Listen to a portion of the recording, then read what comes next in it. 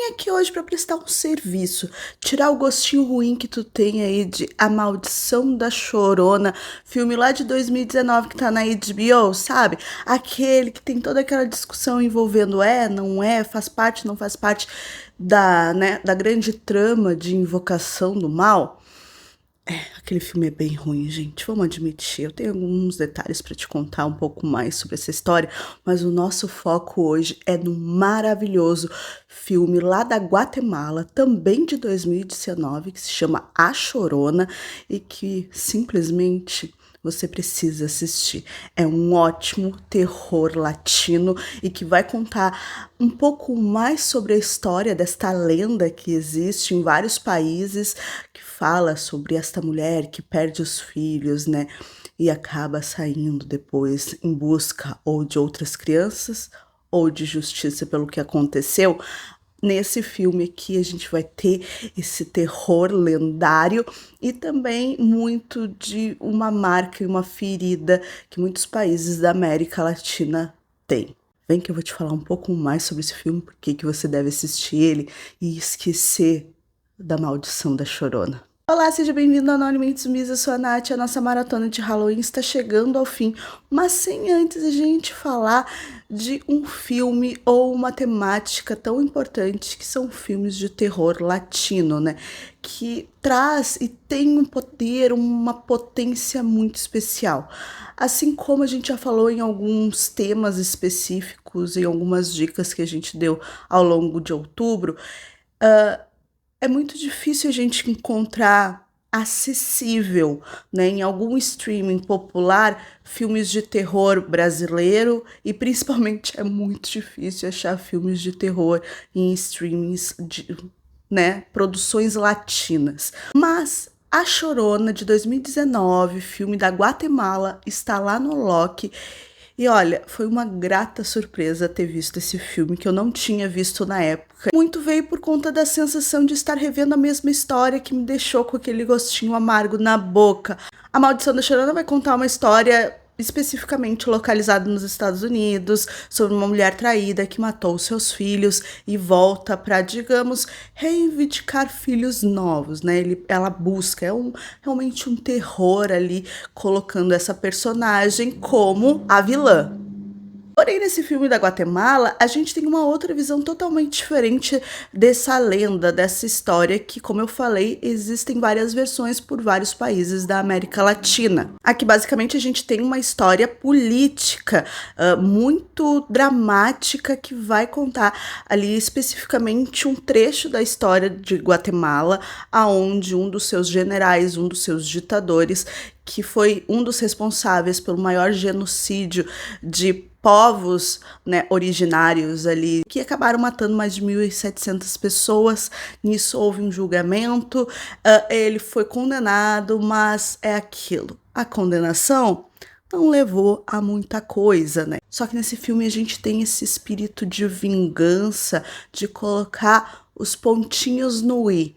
Ele pode não ter sido, digamos, condenado realmente em vida como deveria, como era necessário, mas na morte ele vai ter o seu.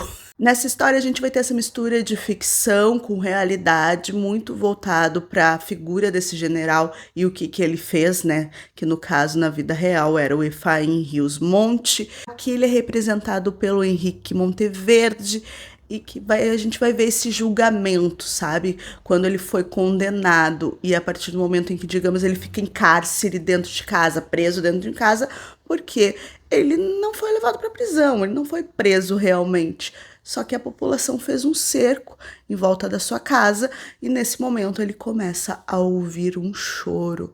E aquilo começa a enlouquecer este homem. É aí que a gente tem a visão dessa figura, dessa chorona que vem em busca de justiça. Ela quer pegar este homem, já que ele não foi condenado devidamente, ela que vai fazer com que ele seja condenado da maneira correta. Então tira essa visão de A Chorona que você viu no filme A Maldição da Chorona, monstruosa, sabe?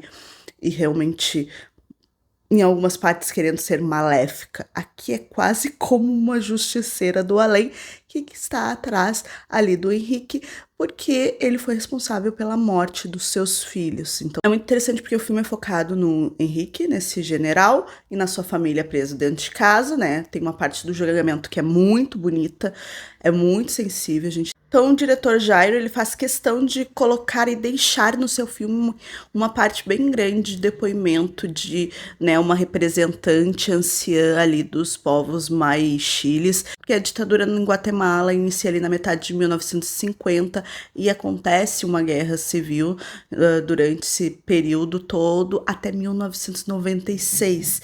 Então, é muito presente, é muito recente tudo isso. Então, esse depoimento no julgamento do Henrique, a gente focando nessas mulheres, contando o que elas passaram na mão daqueles generais, daqueles soldados que estavam atrás de guerrilheiros, né, em pequenas comunidades, no meio do mato, e tudo o que elas sofreram em relação a isso, ele deixa muito em foco. Então, o terror, ele é vívido, o terror é real. Acaba não usando um terror de jump scare, de sustos. Tem uma ou outra cena que tu tipo, mas ele deixa pro contexto realmente da história toda vir esse pavor, vir esse medo e descobrir o que a Chorona vai fazer, como que ela vai se vingar daquele homem. Cenas envolvendo muita água o tempo todo naquela mansão onde vive ele e a esposa e a filha e a neta. É muito interessante como o foco principal está nas mulheres, né? Tanto ali na Alma, que é essa figura em forma ali viva, digamos assim, da Chorona, que a gente acompanha, que é essa empregada que vai trabalhar ali naquela mansão depois de todos os outros empregados terem ido embora por conta de tudo que estava acontecendo ali. Senti raiva dessas mulheres no começo, porque elas são coniventes, sabe? Elas não acreditam que talvez realmente o marido, o pai, tenha feito aquilo tudo de maneira tão monstruosa como é relatado no julgamento. E elas colocam a culpa nas indígenas, se insinuavam para os homens, ofereciam serviços sexuais para os soldados, nunca eram os soldados, nunca era o general o culpado. E tu, meu Deus do céu, e por que tu tá dando foco para essas mulheres nesse filme? E daí tu compreende um pouco o olhar que o diretor quis dar. Ele faz com que essas mulheres entendam e compreendam o que essas outras mulheres passaram na mão destes homens no final. Elas estão ali para se proteger daquele monstro. Então, para isso, elas são colocadas nessa situação de vivenciar aquela monstruosidade. Então é bem impactante o que acontece no final e como que elas resolvem, digamos, juntas tudo aquilo. As cenas de perseguição, digamos, da Chorona na noite, né, os barulhos, os sons, as visões, é como se ele tivesse mesmo enlouquecendo através não da culpa, porque um homem viu que não sentia culpa do que fez, mas enlouquecendo por tudo aquilo, pela coisa toda que estava acontecendo. E a população em volta da mansão, o tempo todo gritando, o tempo todo pedindo justiça. É assim, sabe?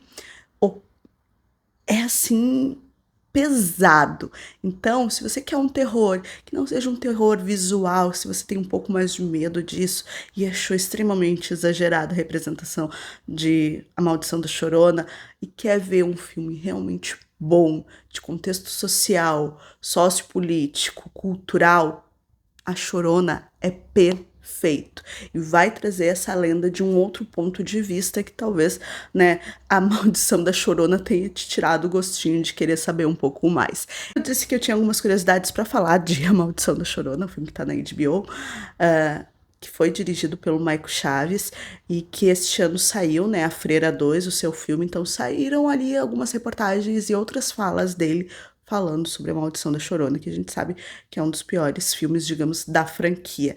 Daí essa coisa de franquia que pega.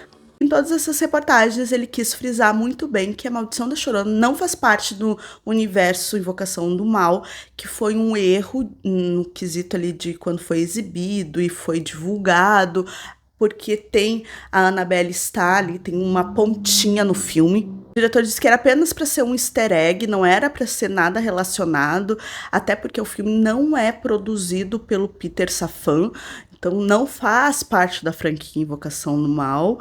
Se você tá aí, gosta de fazer suas maratonas por ordem cronológica de lançamento e tal, pode tirar a Maldição da Chorona da sua listinha de maratona de filmes de Invocação do Mal, aproveitando que saiu também essa semana Freira 2 aí na HBO. Não precisa ver esse filme, porque, gente, ele é sofrido. Chorona de 2019, este filme que fala sobre esse massacre étnico lá na Guatemala, ele é pesado, ele é sofrido na sua história e ele traz esses elementos de terror para nos colocar no terror que foi tudo aquilo. Assista, você não vai se arrepender. E se você já viu, sabia deste filme que saiu ali junto com o outro, me conte aqui nos comentários. Não esqueça de deixar o like e se inscrever no canal, que todo dia, até o último momento de outubro, eu estarei aqui falando sobre filmes de terror. Beijos e até a próxima.